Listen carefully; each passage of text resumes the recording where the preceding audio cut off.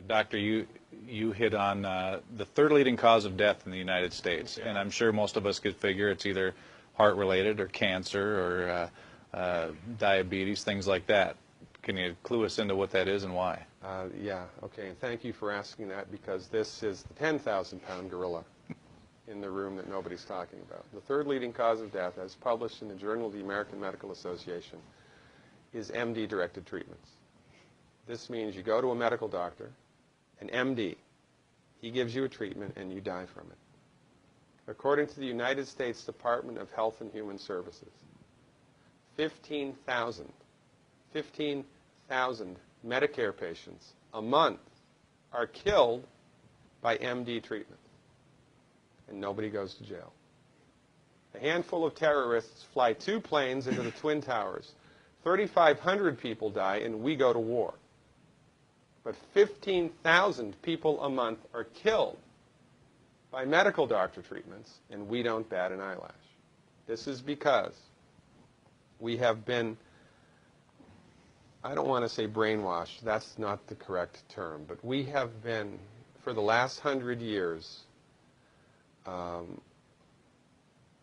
of led into this false belief. You know, I think it was Marcus Welby that started it, that the medical doctor is king and knows everything about everything.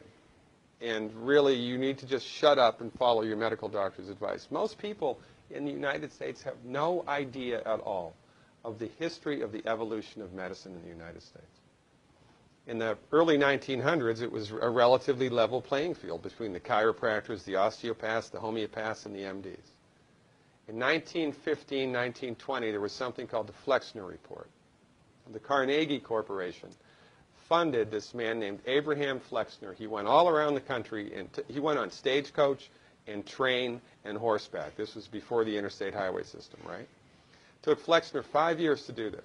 He went all around the country and did an inventory of all of the medical schools that prescribed drugs. He brought the list back to the Carnegies, who owned drug companies, and then the Carnegies and the Rockefellers gave millions of dollars of free money to the medical schools and hospitals in the United States that were prescribing drugs. That was the beginning of the end. After the Flexner Report, there was no more level playing field in the United States.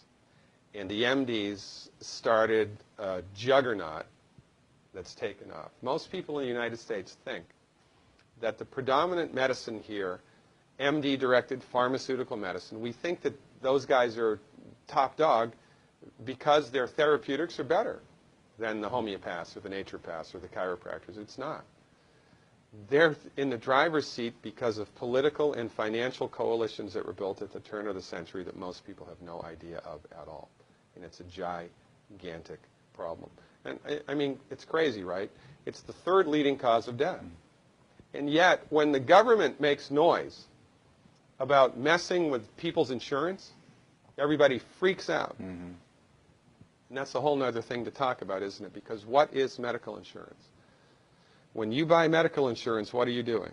You're betting that you're going to get so sick you will not be able to afford it.